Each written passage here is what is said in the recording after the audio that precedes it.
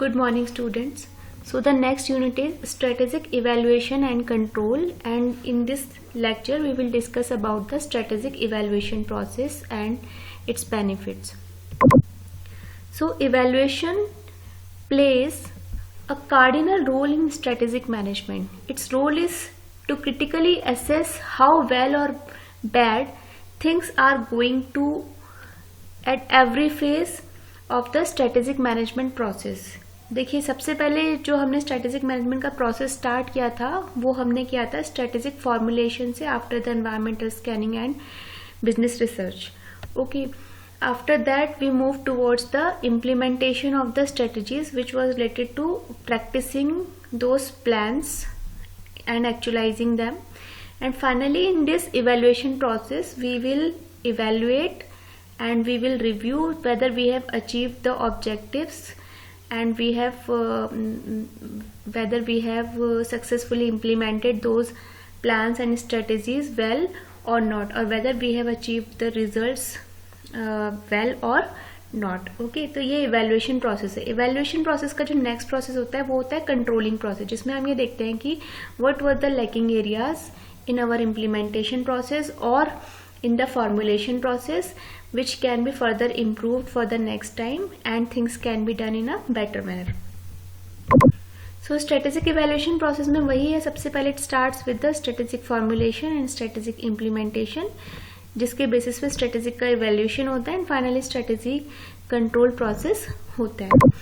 Okay, so the term evaluation and control, although almost always used together, ये दोनों terms एक साथ use होते हैं. ओके, लेकिन जरूरी नहीं है कि ये दोनों सेम चीज हो सकता है कि evaluation आपको केवल एक रिपोर्ट दे रहा हो, एक इनपुट दे रहा हो डिसीजन मेकिंग के लिए फर्दर, लेकिन कंट्रोल जो है is the action oriented process, जिसमें हम फाइनली डिसीजन लेते हैं और करेक्शंस करते हैं कंट्रोल प्रोसेस में. Okay, so there is a proper right evaluation approach in which the approach one says that we set certain objectives of a strategic evaluation process and then we evaluate the actual performance against those objectives. Okay, तो हम क्या करें, सबसे पहले as far as the planning or the strategic formulation process is concerned, सबसे पहले objective set करते हैं. उसके बाद हम ये देखेंगे इवेल्युएशन प्रोसेस में कि उन ऑब्जेक्टिव के अगेंस्ट जो एक्चुअल परफॉर्मेंस है वो कैसी है, वेदर इट इज़ फेवरेबल और अनफेवरेबल. जो भी हमने स्टैंडर्ड सेट किए थे वो अचीव हुए हैं या नहीं हुए. Sometimes more standards are achieved. For example we may take the example of profits, we may take the example of cost. तो जो भी हम स्टैंडर्ड प्रॉफिट्स के लिए या सेल्स के लिए सेट कर रहे हैं, अगर टारगेट से ज़्यादा जो भी एग्जीक्यूटिव्स है वो अचीव करते हैं, then it is a good thing. Okay, but if they don't achieve up to the targets, it means that there is some problem either in the performance level of the executives or employees or in the planning process. हो सकता है objectives ही गलत set हो. Okay, so हम ये इसमें evaluate करेंगे कि actual performance जो हमारी हुई है वो उसने objectives को किस extent तक achieve किया है. Then in the third step we take the necessary actions. If the performance is okay, then good. Okay, but if not okay, then corrective actions will be taken. So in this evaluation process where the actual performance is measured against the objectives or the standards, we first of all determine the types and source of information required and then collect the data. That data may be collected from various sources, from various departments, okay, from various reports, and then we finally evaluate the strategies.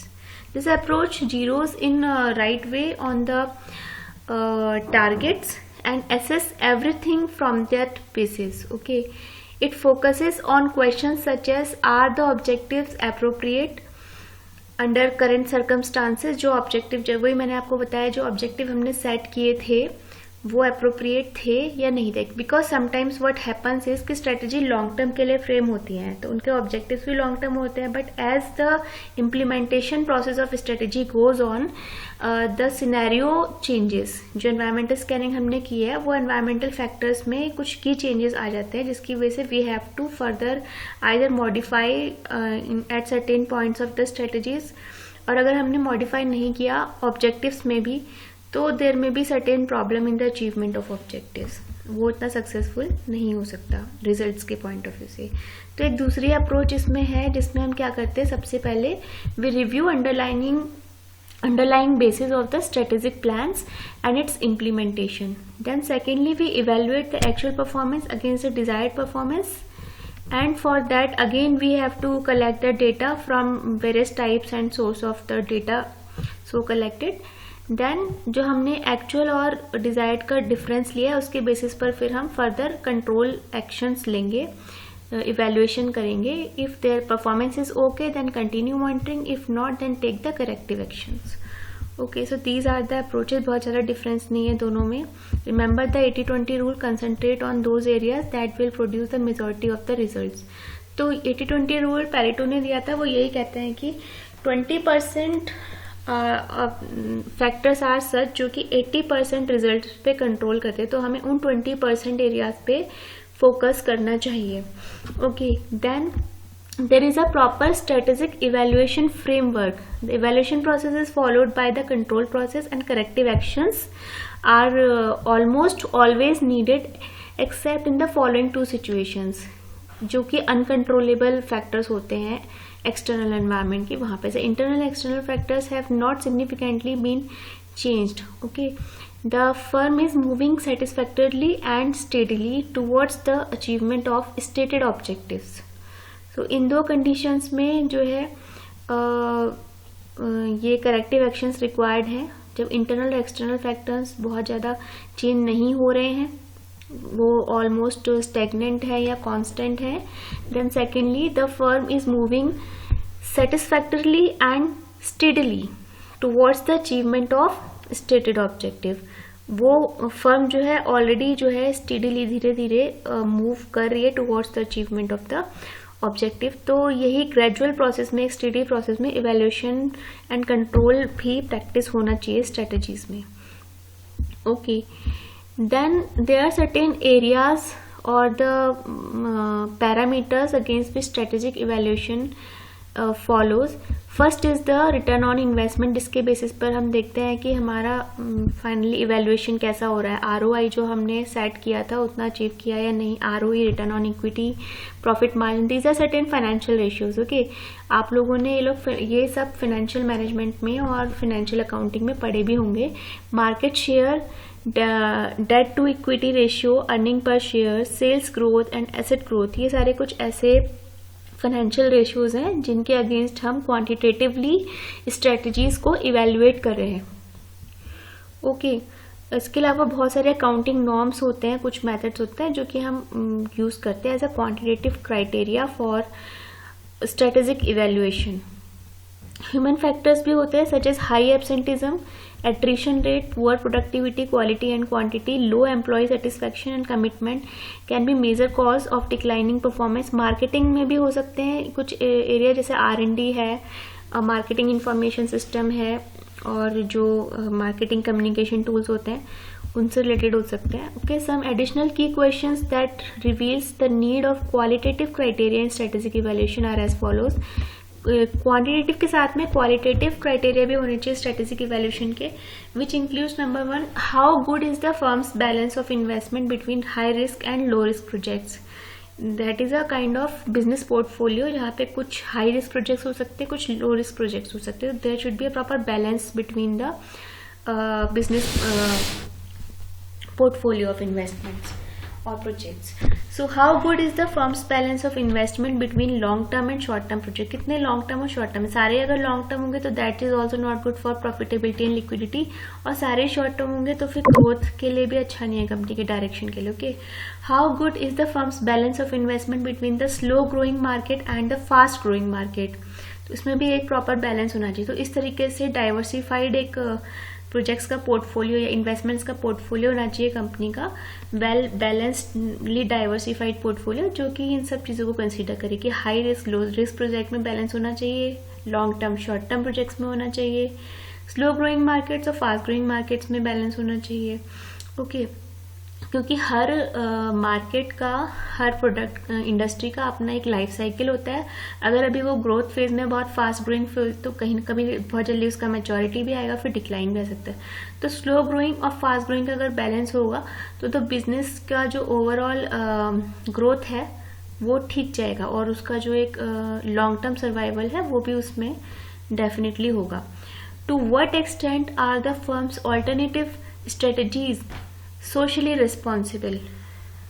तो ये भी एक है कि alternative strategies जो है वो socially कितना रिस्पॉन्सिबल है, सोशल रिस्पॉन्सिबिलिटी को भी कंसीडर करेंगे उसमें। ये भी क्वालिटेटिव या एथिकल मेजर है स्ट्रेटेजिक इवेल्युएशन का। What are the relationship among firms की internal and external strategic factors? How are major competitors likely to respond to the particular strategies?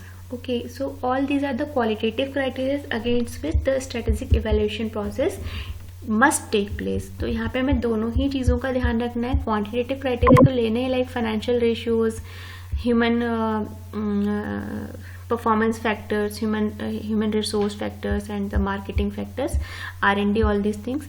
और इसके साथ साथ हमको कुछ क्वालिटेटिव क्राइटेरिया भी लेने हैं, जैसे कि यहाँ पे था। अब कुछ मॉडल्स हैं इसमें स्ट्रेटेजिक इवैल्यूएशन की, जैसे कि पहला है रिचर्ड र्यूमेल्ट मॉडल। ओके, इन्होंने कुछ क्राइटेरिया सजेस्ट किए हैं स्ट्रेटेजिक इवैल्यूएशन के, जिसमें पहला है कंसिस्टेंसी, कॉन्सोनेंस, दूसरा है then feasibility and advancement. Consistency says that the consistency between the organisational philosophy and its mission, vision and value, जो इसके स्ट्रेटेजिक इंटेंट है ऑर्गेनाइजेशनल फिलॉसफी, उनके बीच में एक प्रॉपर सिंक्रोनाइजेशन होना चाहिए, एक अलाइनमेंट होना चाहिए। तो वो कह रहे हैं कि जो भी गोल्स एंड पॉलिसीज हम सेट कर रहे हैं वो हमेशा अलाइंड होने चाहिए, सिंक्रोनाइज्ड होने चाहिए towards the organisation philosophy and the strategic intents. तो strategic inconsistencies may result in the following symptoms. तो अगर मान लीजिए इनकंसिस्टेंसी होगी तो उससे क्या होगा कि मैनेजरियल प्रॉब्लम्स अराइज होंगी। It may be related to the personnel. Okay, there may be certain interdepartmental rivalries. अलग अलग जैसे मार्केटिंग और फाइनेंस में हो सकती है, HR में हो सकती है। Policies remain the bone of contention and issue related thereto keep on arising and push to top management on regular basis. तो ये सब डिस्प्यूट चलते रहेंगे अगर इनकंसिस्टेंसी होगी। दूसरा है consonance. Consonance refer to the measure of responsiveness of a strategy of an organization for the individual trend and set of trends. Okay, so जो भी पर्टिकुलर स्ट्रेटेजी इनका जो ऑर्गेनाइजेशन का इंडिविजुअल ट्रेंड है, जो ऑलरेडी ट्रेंड्स चलते हैं उनके बीच में कितना क्या रेस्पॉन्सिवनेस है। ओके, तो दैट इज कंसोनेंस। उसके बाद आता है flexibility. Literally feasibility, no organization operates in Eden garden and scarcity is the rule of the game. Any organization has limited human and financial resources and specific capabilities. तो हमें feasibility को, जो हमारी operational या economic feasibility है, उसको भी ध्यान में रखना है कि जो our resources are limited and our needs and wants are unlimited. So we have to economize, that thing we have to keep in mind, and we have to think in the feasible directions of the projects. Therefore, a strategy must be framed keeping in mind the resources and the capabilities of the organization, and the strategy that takes away more financial resources than it should have may wither away company's profit and destroy the balance of long-term growth and short-term profits. तो यहाँ पर एक example दिया है JP group. JP group is an archetype of a wrong strategy leading to a large infrastructure project undertaken by the organization with the help of assuming debt. Now JP Group is a debt-ridden company having its shares in single digits. So JP Group ने यही चीज़ देखी कि उन्होंने synchronize नहीं किया था between the available resources and capabilities और बहुत ज़्यादा इन्वेस्टमेंट कर दी, इसकी वजह से उनको लेस प्रॉफिट्स हुए बाद में और फिर वो लॉसेस में कन्वर्ट हो गए, तो बहुत ज़्यादा डेट में डूबी हुई है. Then advantage is the last criteria of this particular model, which was given by Richard Rumelt. Okay, तो रिचर्ड मॉडल में हमने पढ़ा consistency, consonance, feasibility, advantage. A strategy must thrive on the strengths of the organisation, making its weaknesses negligible. It must take advantage of the opportunities lying in the environment and must get the threats out of the way. Such a strategy, if provides appropriate positioning to the organization, culminates into competitive advantage. तो वही है कि अगर strategy ठीक से formulate की जाए, ठीक से उसको इम्प्लीमेंट किया जाए, उसे ठीक से कंट्रोल किया जाए, तो इससे वो particular enterprise, business group competitive advantage भी ले सकता है. Reliance industries is an example. Being so large a global company with its proven credibility gets a competitive advantage by getting cheapest capital, being exposed to the global reach. Though most of the companies having such competitive advantages are large in size, some small companies too are able to get a competitive advantage through making a successful niche for themselves. So it does not depend upon a large or a small company whether it is going to take the competitive advantage in the industry or not. It depends upon the size of investment also, क्योंकि उसी size of investment में small company अपने ही level पर competitive advantage ले सकती है by making a proper strategic management process. Then Tilles model है इसमें, जिसमें ये यहाँ पर ये इवेल्युएट करते हैं by following criterias, asking certain questions like is the strategy consistent internally consistent है या नहीं. अगेन सेम थिंग कि जो भी पॉलिसीज या गोल्स हम बना रहे हैं, ऑब्जेक्टिव्स बना रहे हैं, वो हमारे ऑर्गेनाइजेशन फिलॉसफी से, विजन, मिशन या ऑब्जेक्टिव से कितने ज़्यादा कंसिस्टेंट है, सिंक्रोनाइज्ड है.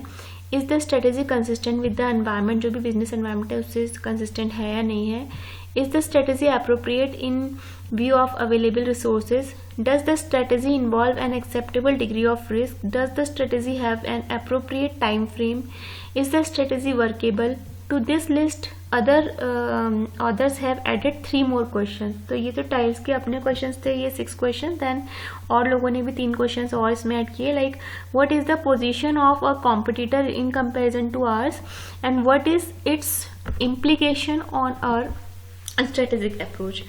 How might the competitors react to our strategy? क्योंकि competitor की भी तो counter strategy होती है, तो वो कैसे react कर सकता है वो भी पहले से हमें ध्यान में रखना होगा. And how competent is the strategist who put the strategic plan together? So ये सारी चीज़ें हैं जो कि टाइल्स मॉडल में बताई गई हैं. Then the question arises, why the strategic evaluation is getting more difficult nowadays. So there are certain major reasons like economies are becoming more and more global, making the environment complex. तो business environment complex हो, जो हमारा international business environment है उसकी वजह से. Okay, and the world was relatively more stable, but it is becoming more and more dynamic, resulting in small product life cycle. Product life cycle कम हो रही है, क्यों? Because of the innovations, technologies.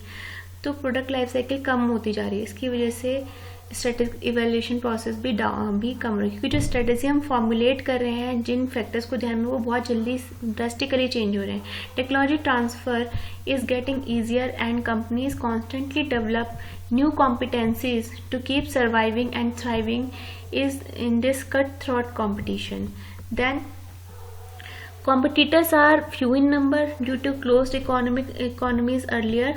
Now companies are becoming global and competing in foreign markets. तो ये सारे reasons है जिसकी वजह से स्ट्रेटेजिक इवेल्युएशन जो है बहुत टफ होता जा रहा है, बहुत टीडियस टास्क भी है. Characteristics of an effective strategic evaluation यही है कि इकोनॉमिकल होना चाहिए, बहुत ज़्यादा कॉस्टली, बहुत ज़्यादा टाइम कंज्यूमिंग नहीं होना चाहिए. जो इन्फॉर्मेशन हम डेटा कलेक्ट कर रहे हैं स्ट्रेटेजिक इवेल्युएशन के लिए वो रिलायबल होनी चाहिए. ओके इसमें प्रॉपर टाइम और जो भी हम स्टैटिस्टिक इवैल्यूएशन कर रहे हैं उससे एक प्रॉपर करेक्टिव एक्शंस को फैसिलिटेट करना चाहिए और वो लेने भी चाहिए फिर उसके बाद। ऐसा नहीं है खाली स्टैटिस्टिक इवैल्यूएशन कर दिया आगे कंट्रोल प्रोसेस को एक्सरसाइज नहीं किया, वो भी नहीं होगा। There is no fit to all evaluation process and every organisation must design it taking into consideration the zillions of variable affecting it. तो वही है कि हर ऑर्गेनाइजेशन का जो स्ट्रेटेजिक इवैल्यूएशन प्रोसेस है वो ऑर्गेनाइजेशन स्पेसिफिक होगा, उसके फैक्टर स्पेसिफिक होगा। कोई एक प्रोसेस ऐसा नहीं है जो कि हम सब जगह पे अप्लाई कर सके। Okay so I think that was all about today's lecture. Thank you students.